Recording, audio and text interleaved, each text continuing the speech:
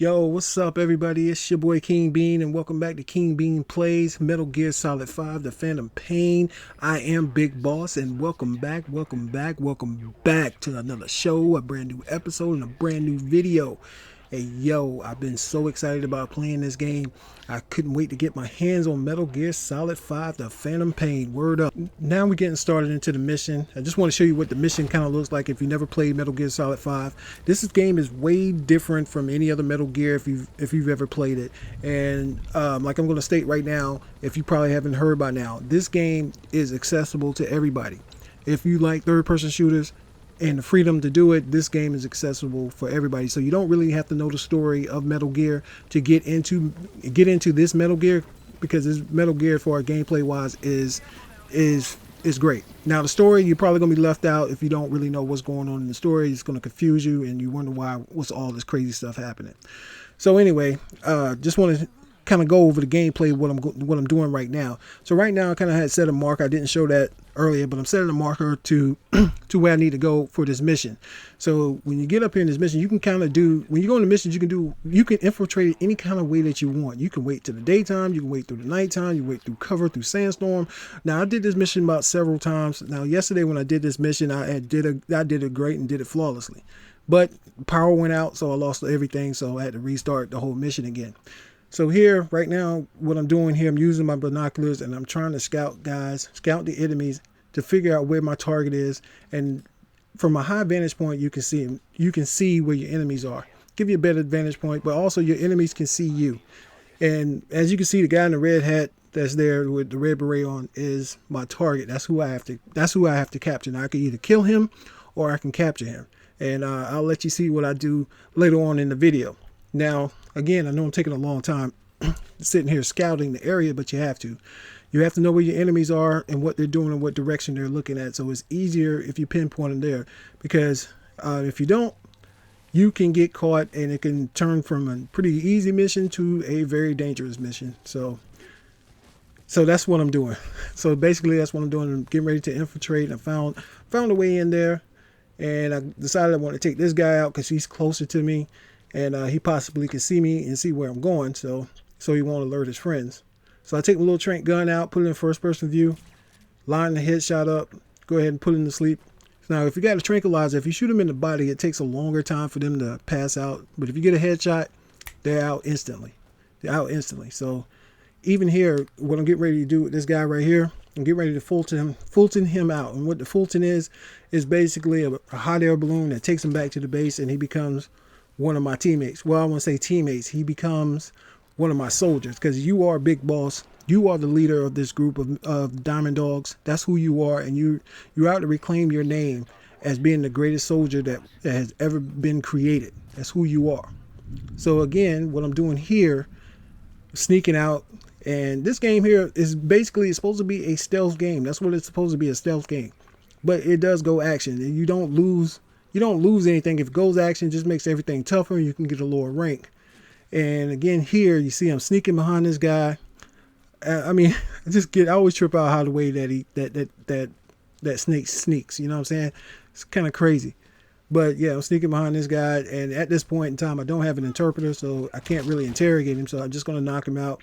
And again, I'm going to recruit this guy and take him back to my base. Now what I'm doing again, I'm building up my army. Now meanwhile, I'm still trying to plan which way I'm going to go and how I'm going to attack my target and how I'm going to get my target. And over there, I know I saw somebody. I couldn't pinpoint exactly where it was, but I wanted to make sure I put him on the mini map. And there you go. I spotted him. So now, since I spotted this guy, I know where he is. He doesn't know where I am. And so now I'm going through here to see what kind of supplies or what kind of resources that I can get. And you need to pick up resources, pick up all different types of supplies to help build Mother Base. Now, I don't have any video footage of Mother Base, but Mother Base is basically the place where you go and your home operations. That's basically what it is. That's where your army is. You're out there on pretty much a big oil rig in the middle of the ocean. Okay, and so you're recruiting your army and you're building up your Mother Base. Now what I found there was a diamond. So what that diamond does, that gives me money. So I'm just looking at the hint, see how much a rough diamond is. They got different types of diamonds. I don't know the names of them exactly, but they do have different values. So you want to pick up all the diamonds that give you GMP, because everything that you use costs money. If you call in supplies, it costs money. If you using your Fulton, it costs money. It costs money to do everything on here, just like in real life. Now, what I'm going to say about Metal Gear, if you've seen some of the reviews, and they, what a lot of people are comparing this to is like Far Cry. Now, Far Cry, I played Far Cry 4. I did like Far Cry 4. I never played all the other Far Cries. A lot of people I know didn't like Far Cry 4, but I played Far Cry 4 and it was pretty decent. I actually enjoyed it, but I didn't buy it. I had rented it. And the only reason why I didn't buy the game because it was too many games that were out during the wintertime when the game came out. So when the game came out, I knew I wasn't going to have time to finish it and play it. And there was rumors that Metal Gear was coming out in March, and I didn't want to get Far Cry and then play Metal Gear. But Metal Gear is here, and like I said, they compared it to Far Cry, but they say it's like Far Cry on steroids, and you can play this game however you want. I guess you could do that with Far Cry 2 as well, but it's a little bit different for what other people say. I can't really make the comparison because I didn't go all the way through of any of the Far Cries.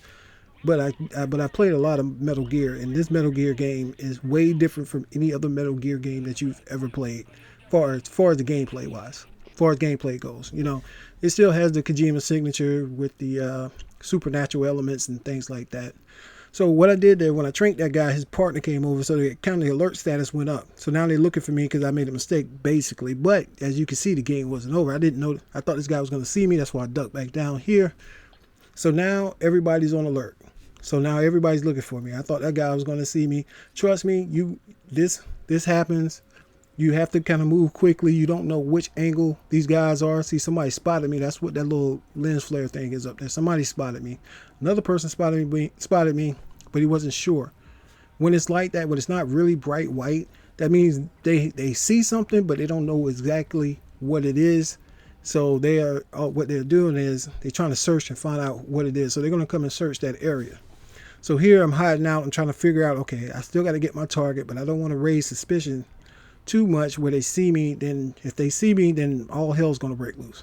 So now I'm sitting here. I hear stuff. I hear the guys talking, and right now I'm just kind of just plotting my way, just sitting here waiting for things to go by. And this is the thing with Metal Gear. You do have to be patient. You have to be patient in this game. You have to pay attention. You have to listen out for all the little sounds, the little walking noises, any little thing, because any little thing can get you spotted. And that's not what you want. You don't want to do that. You really want to try to get through it stealth. You really want to try to go through it as quickly as possible without being seen, because it makes your life a living hell trying to get through or get out an outpost or anything like that. And this is early on in the game. This is where you know the enemy's not that tough, but they can put you down. But you really like a super soldier. I can imagine when you get up higher and higher in the game, where the enemies are going to be a lot more tougher, and it's going to be a lot more harder to get out of situations like that. So once again, now I'm just trying to figure out what to do, how to get by, how to get by these people, and just trying to get this guy to get his attention by throwing that magazine. But that didn't work the first time. So I see him moving. I don't hear any other movement on my other end. So now I'm sitting here again. Trying to get that guy's attention. And do I get it or do I fail? There he goes. Now I got his attention, which is good. But I spotted this guy right here behind me because he heard me move when I was throwing that magazine clip. So now I'm waiting on this guy. So what I did then was I used my phantom arm. That's what I guess it was what it's called. His fake arm that he has. He kind of made a noise and just waiting on this guy. I see him. I know he heard the noise. He's on his way here. He's coming by. He's like, blah, blah, blah. There you go. Take that. Take that. Take that. Take that. Man, I know he's going to have a concussion. He's going to have to talk to the NFL and see if he's going to be able to play again. He might be out for a couple of weeks. I'm not sure. So anyway, so I put him up on my shoulder, do the fireman carry. And I'm like, okay, where did I put this guy? I was looking to make sure nobody was out there to see him, to see me. I don't think I Fultoned this guy. No, I didn't. I just threw him away. Just dumped him over to the side. So, because I didn't want to take him. I think I only had like 1 or 2 Fultons. And at the time, I didn't know that you can do an ammo supply drop and get more ammo and stuff. Now, this happened by dumb luck. This is the guy that I'm looking for. He actually sees something or hears me outside the window. And I'm like, yo, that's the guy I want. But I don't want to kill him because I actually want to take him back to base. I guess I spoiled that, didn't I? I guess I spoiled that. My bad. I'm sorry about that. But that's my whole plan. I want to get him, and I see him. He's running around to check out the surroundings. I thought he was going to call him back up because he's some kind of commander or commando or something with this particular group. So I'm looking for him. I'm looking for him like, yo, wow, he's actually going to come by here. So I see him. There's nobody else following. There's no other enemies behind him. So I get him. Go ahead and give him the hip toss like in WWE. Then there's the picture there, the guy right there of who I was supposed to target, who they wanted me to bring back to base. And I think he's some kind of elite soldier. So I folded him back to base. I hit the wrong button just then because I'm trying to get used to the buttons and what each function was. So I did my little Superman dive. I guess that'll be like, hey, that's a good thing there, I guess. Now here, I kind of fast forward a little bit, and I would have been out of here without even being seen, but I got greedy, and I wanted to go back and get this tape. And because like I said, I did this mission before, and I got a tape, and I couldn't find it. And there it is. It's in that radio, but I can't get it. The icon won't come up, so I'm like, oh, God. So again, you see I jump in the box, which you know the box is not going to do anything. So there you go. I'm blasting these guys. I'm trying to get out of here. And like I said again, I'm trying to get used to the buttons. I can't quite get used to the buttons yet. So I decided to go ahead and drop a little grenade on them. And we don't get to see them actually blow up, but hey, they're done. I said, you know what? Time for me to get on out of here. So I decided to book it and just run. And this dude just running, he's hauling butt right now. So then I remember, I'm like, hey, yo, there's a Jeep over here. I can use the Jeep to escape. Now, the only reason why I keep running and jumping over this thing here, because I had discovered that if I hold down the Y button, that I don't have to keep pressing it when I need to jump over obstacles or climb or stuff. Like, oh, I can just hold it down. And then here, I'm trying to get into the Jeep to get my escape, and I held down the Y button too long. I was about to Fulton it, but I didn't. Fortunately, I hop in my whip. There you go. You see me backing out right here. And there we go again. Just riding off into the sunset. And basically, I just completed that mission. Wow, ran into the fences. But that's about it. But there's my report card right there. I got a B ranking. Probably would have been higher than that again if I went ahead and just left. But that's basically what Metal Gear is. They show you how much money I made, how much money I lost by doing bad things, and you get a heroism meter. So thanks for watching, guys. It's your boy King Bean. Like this video, share it, holler at your boys later. One love. Peace.